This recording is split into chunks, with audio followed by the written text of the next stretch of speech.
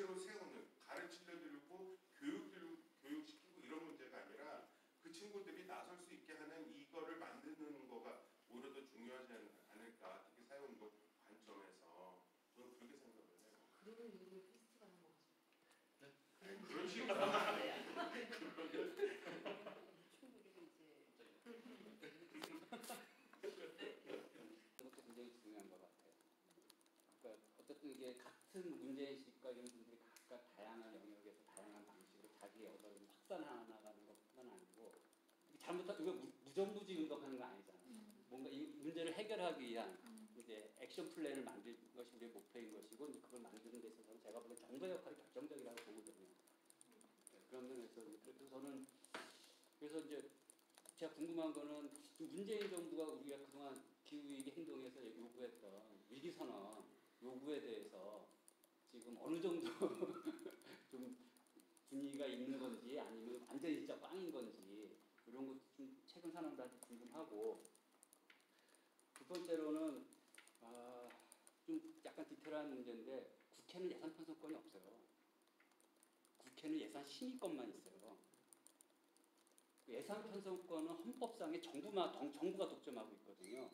그러니까 정부가 예산 편성을 안 하면 국회는 예산을 편성할 수가 없어요. 정부가 예산 편성한 걸 심의만 할 수 있거든요. 그러면 증액을 한다면 어떻게 증액을 하느냐? 예를 들자면 500억을 내놨다 정부가. 그럼 다른 사업에서 1조를 깎아야만 그 1조만큼을 다른 데다 증액할 수가 있거든요.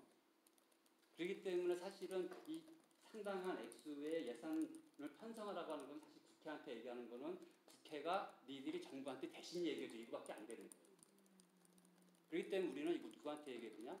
정부한테 얘기해야 되는 거예요. 그래서 예컨대 기업 애들은 국회 안 찾아다녀요. 정부하고 직접 정부하고 얘기하지.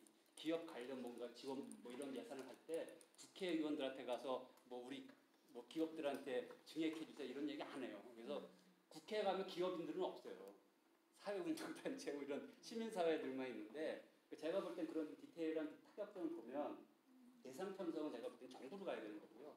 그리고 제가 볼 때 기재부예요. 우리나라는요 기재부 외에 기타 부서가 있어요. 네.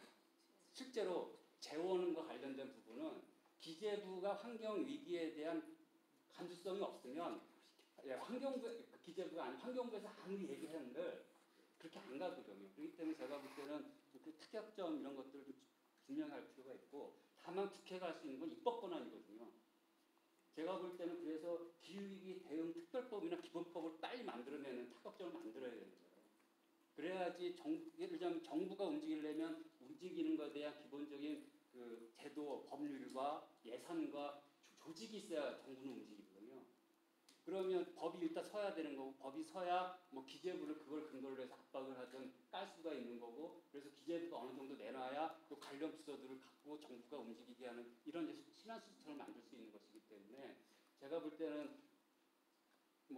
그러한 좀 정부에 대한 타격점 속에서 제가 볼 때는 사실은 기후위기 법안을 만드는 작업들이 아마 하고 계실 것 같은데, 제가 볼 때 이거를 기후위기 특별법이라고 같이 하게 되면 그 법안을 가지고 우리의 프레임을 합의해내고, 그거에 대한 우리의 합의점들을 빨리 만들고 그거 가지고 국회를 압박하는 이런 것을 하고, 예산과 관련돼서 제가 볼 때는 어떻게 할지 고민도 해야 되지만 정부를 대상으로 한 뭔가 좀 타격 투쟁들을 좀 고민할 필요도 있겠다, 이런 생각들을 하는 것이어서, 저는 좀 아까 이제 총선 대응팀 이런 팀에서는 좀 타격 같이 집중할 수 있는 고리들 이런 것들